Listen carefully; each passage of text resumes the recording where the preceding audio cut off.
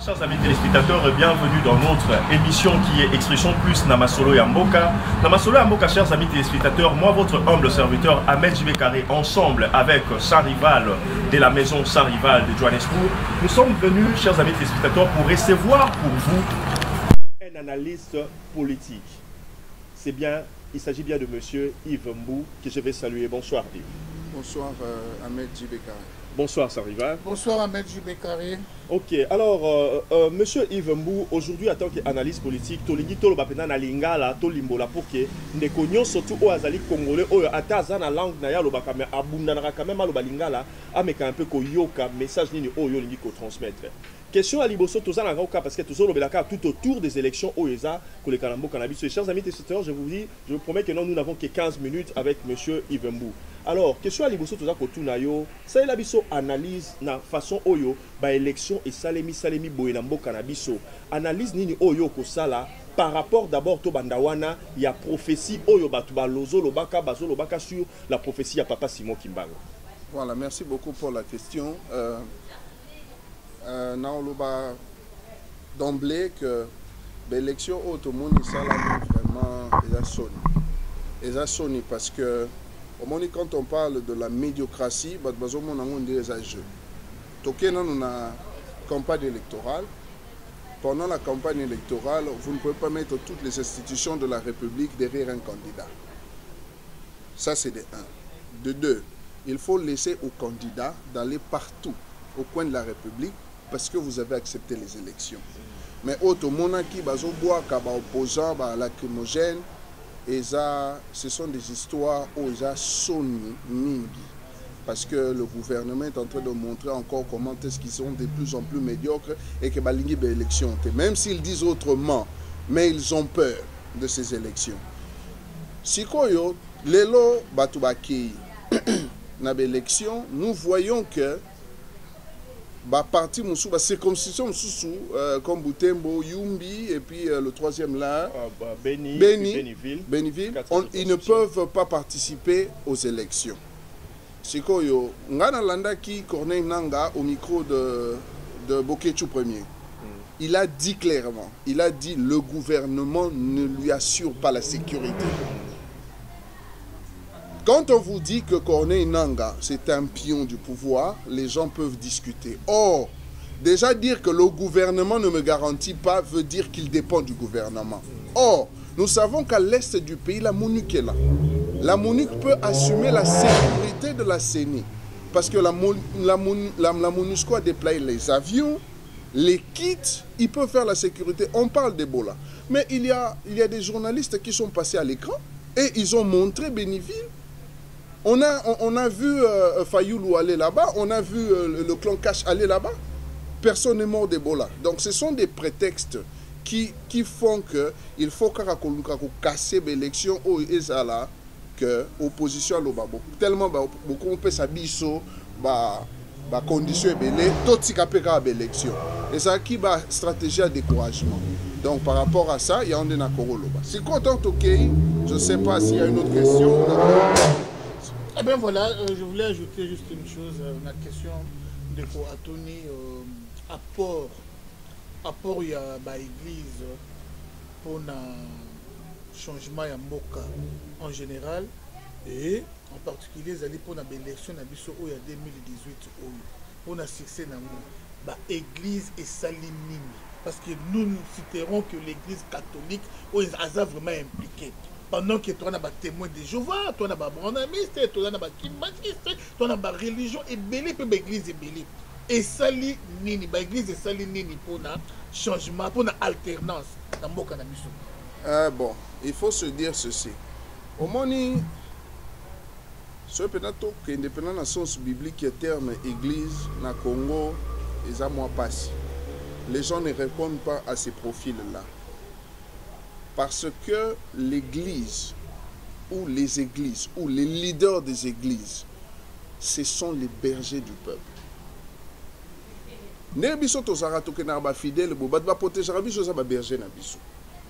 Ce n'est pas au Congo où les bergers mangent avec les loups ensemble et sur la table ils mangent les brebis.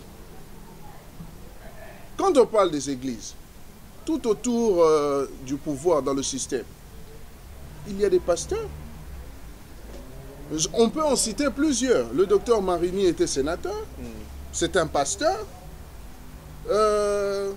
Aujourd'hui, nous avons tout autour du président un pasteur qui est très proche, pasteur Mugalu. Nous avons Kankienza qui soutient le pouvoir, qui est le président de tous les pasteurs. Ben, leur problème, c'est quoi? Nous avions aussi vu à l'église du CIFMC tout ça. Qui a et même la pour, propagande et même pour ajouter encore, nous avons un pasteur, le pasteur Barouti. Oui, Mukuna aussi. Mukuna, il y en a plusieurs. Wana Siko commandé Shida na Bango. Ça fait mal, mais on doit dire les choses tant qu'on se le dit. Peu de hommes de Dieu, quand ils voient les choses, ils se lèvent pour dire comme ça ne va pas. Parce que le rôle de l'Église ou le rôle des ambassadeurs de Dieu, c'est quoi? Lorsque le pouvoir politique, qui vient du pouvoir spirituel ou religieux, est en train de sortir des rails, c'est aux hommes de Dieu de frapper pour que les hommes politiques reviennent sur les rails.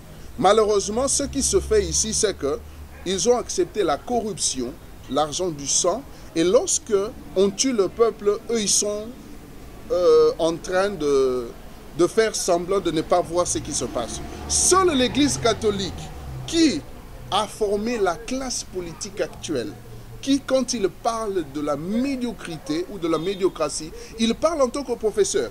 Parce que toute cette élite politique, ils ont étudié chez les prêtres. Donc, lorsque ces gens-là parlent et disent que vous êtes médiocre, c'est parce que ce n'est pas comme ça que les prêtres les ont appris. Tu comprends un peu? Donc, ils ont raison. L'Église devait être là pour parler et dénoncer le mal. Mais ce que l'Église fait, les Achida, ils reçoivent l'argent, vous comprenez, régulièrement. Et tout ce qui se passe pour le peuple, on demande au peuple de rester calme. Et puis, la prophétie, on a sous le mois de décembre, tout ça, ce sont des histoires. Tout ça, ce sont des histoires. Ce n'est pas maintenant au mois de décembre que les Congolais sont décidés pour aller aux élections, que vous devrez sortir les prophéties moraux que non, parce qu'ils ont eu l'argent. Tu vois un peu. Ok, alors, Kozonga na likamurabiso otolobi par rapport à la prophétie à Papa Simon Kimbangu, ndenge batu bazoloba, parce que tout le monde, les lots, chers amis téléspectateurs, chers internautes, à travers le monde, batu bakomika kaono, tebiso batu bazobengango nini, batu ya bakoko, banini boyina boy. Alors tout cela bazobenga batu bakoko, basomé nzamba bakoko, tout ça là, donc ça veut dire que va rejoindre la Kimbangiste, ils belé entre autres, tous appels na monsieur na biso même Sam Chito, comment peut monter ya Kimbangiste, tout ça là. Alors par rapport à la prophétie à Papa Simon qui m'ont passé, c'est comme si aujourd'hui c'est presque tout le monde qui reconnaît maintenant que non, voilà, Papa Simon qui était réellement un prophète. Alors, pour notre pays, alors, prophétie naïe par rapport à Bakondi Yamoka, ndenge yo sali étude na yango, ozomona ndenge ni ezolobela biso nini pour que le autant monsieur peuple ko vanda nae azilaka makamwale ko kisama. OK, merci beaucoup pour cette question non lo babo. Le premier activiste du XXe siècle, c'est Simon Kimbangu dans notre pays. C'était un homme religieux et politique. Alors, ils doivent lire les histoires. Nous avons Martin Luther King, nous avons Gandhi. Pourquoi? Parce que lorsqu'on est libéré, c'est en ce moment-là qu'on peut libérer les gens. Quand on n'est pas libéré, vous ne pouvez pas libérer les gens. Alors, l'influence spirituelle donne un coup de pouce à une libération politique. Simon Kimbangu attend qui pas. Papa est malongi. Mais quand il a vu l'injustice et le Saint-Esprit est entré en lui, il a commencé à parler des choses politiques. L'indépendance spirituelle, économique et politique. Avant 1921, parce qu'on l'a arrêté en 21. C'est-à-dire que pour les Belges, pour un Noir qui n'a pas étudié, qui parle de ces choses, il faut avoir le Saint-Esprit. Donc c'est ça que je renvoie encore les hommes de Dieu à aller dans les prophéties de Papa Simon Kimbangu pour comprendre. Parce que Papa Simon Kimbangu, les gens ne le comprennent pas. Ils ne savent pas qui il est. Donc dis-nous un peu, est-ce que vous avez au Sambi la Kanzambe, il y a Bakoko, vous avez l'église Kimbangiste, avant ou continuer? Non, la vérité c'est quoi? Nous sommes tous des chrétiens. Aux hommes, tous les sommes chrétiens, mais comme moi je suis un chercheur, et puis il faut se dire la vérité, biso toza génération bana Kimbangu. Pour la petite histoire, la photo de Papa Simon Kimbangu, c'est mon arrière-grand-père qui l'a pris. Koko Kiangout, Obomona Lelo. C'est lui qui a pris. C'était le premier douanier du port de Matadi. Il était très évolué. Et à cette époque, il avait la caméra. Donc, Kangaki Bango, c'est lui qui a pris la photo que nous tous nous savons. Donc, l'héritage est là. Donc, juste pour ça. Et puis, Papa Simon Kimbangu, je ne parle pas de l'église Kimbanguiste, je parle de Papa Simon Kimbangu. En tant qu'individu. En tant qu'individu. C'était un activiste. Tu vois un peu. C'était un activiste et un prophète de Dieu. Qu'est-ce qu'il a dit? La prophétie sur le 4e président. La prophétie c'est belé. Et puis comme ça, on va aller très vite. Je viens de tomber, ça c'est Jean-Luc King qui parle. Je viens de tomber sur ce texte et je pense qu'il y a beaucoup de vérité sur le 4e président, alias Joseph Kabila, ainsi que le 5e président, qui selon plusieurs sources et sondages serait l'opposant de Moïse Katoum. À vous de juger. Pour ceux qui ont des oreilles pour entendre, et ceux qui ont les yeux pour voir, voient. Le compte à rebours vient de commencer à la RDC. Le 5e président se prépare à entrer pour le vrai décollage de l'éléphant couché. Voici le profil du 4e président. Ce président viendra d'ailleurs... Ou du 5e? Non, je parle du 4e. Okay. Le 5e vient d'entrer. On ne connaît rien du 5e. Ce 4e président, ce président viendra d'ailleurs, il sera trop jeune. Immature et facile à manipuler par le monde occidental. Tout ce qu'on lui demandera par les Occidentaux, il donnera. La criminalité sera au rendez-vous et il y aura beaucoup de voleurs et détourneurs des biens publics dans le pays. Ça, c'est la prophétie de Papa Simon. Ça, c'est la prophétie de Papa Simon Kimbangu. Il y aura beaucoup de voleurs et détourneurs de biens publics. Vous le détesterez et le chasserez avec hargne et grincement de dents. Lui aussi, comme le second, sera rejeté par le peuple et chassé du pouvoir. Ça, c'est pas moi qui le dis. Ça, c'est la prophétie de Simon Kimbangu en 1944. Donc, qu'est-ce qui va se passer aujourd'hui? Il va se passer que plusieurs prophéties sont sorties aussi. Il y a un prophète au Nigeria, Tibi Joshua, qui en 2014 avait parlé de ces prophéties. En 2016, il a même envoyé un groupe de gens pour aller voir le président, pour lui dire, président, écoutez la voix de Dieu. Vous comprenez? Et je pense qu'en écoutant les interviews de Kabila, le président de ou le chef de l'État de la RDC, il n'est plus président, le chef de l'État de la RDC, nous pensons que c'est quelqu'un qui peut comprendre les choses. Vous comprenez? Cette prophétie est déjà dit. Quand on dit on le chassera avec armes, ça veut dire que nous allons faire un soulèvement populaire. Mais aujourd'hui, il y a encore temps que Nanga fasse le bon travail au lieu d'éviter ceci. Eh bien voilà, je crois que nous approchons petit à petit à la fin de notre tranche. Monsieur le Kumba Auguste, laissez-moi vous dire que à la lumière du passé, l'église kimbanguiste a déçu le peuple congolais. Pourquoi? L'église kimbanguiste a toujours été derrière le pouvoir. C'est l'église Oyotobenga Kolabo numéro 00. Derrière les pouvoirs. L'église kimbanguiste est derrière Mobutu. Pendant 32 ans, Mobutu a détruit le Congo, accompagné de l'église kimbanguiste. Voilà pourquoi on a même lapidé les corps de votre chef spirituel, qui est Djangenda. L'église kimbanguiste a été à côté de M. Hippolyte Kanambe, Joseph Kabila. Pendant tous les règnes, jusqu'alors, nous avons même vu Chadari. Chadari est allé pour que l'église kimbanguiste puisse le bénir, avoir toujours le pouvoir. Et aujourd'hui, vous nous parlez d'autre chose, s'il vous plaît. Soyons sérieux. L'église kimbanguiste a failli à sa mission.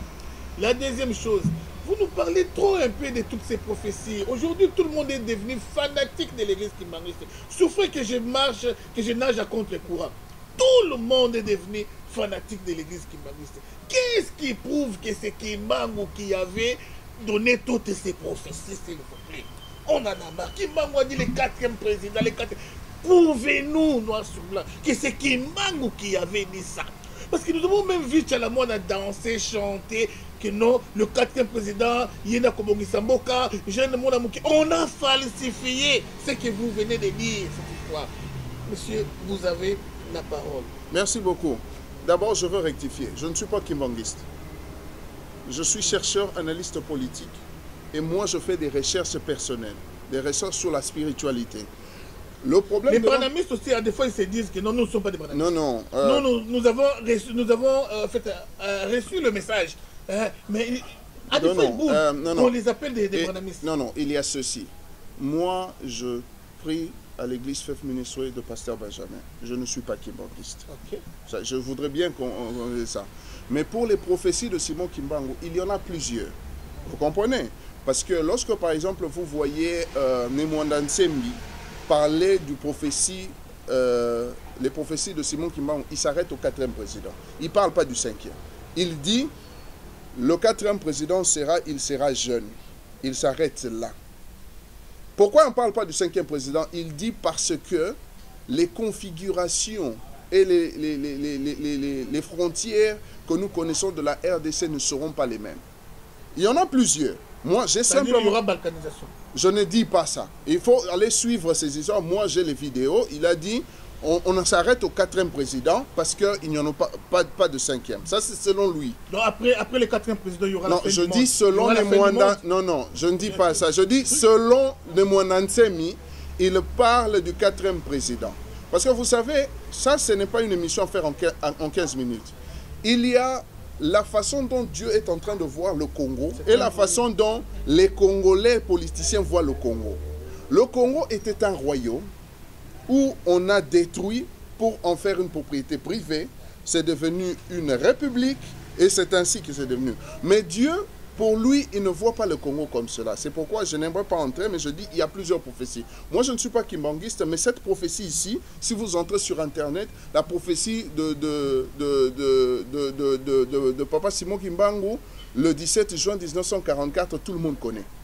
Donc, quand ils disent ça, ça veut dire que nous allons vers cela.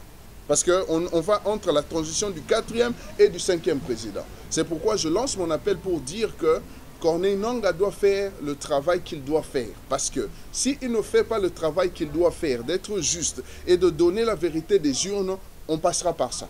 Non, mais comment est-ce que Corneille Nangaa peut faire, disons, le contraire à ce qui a déjà été prophétisé, puisque la prophétie ne change pas. Oui, oui. Parce que tu vois, on a parlé, si nous allons dans la Bible, on a parlé de Judas Iscariot qui devait vendre Jésus.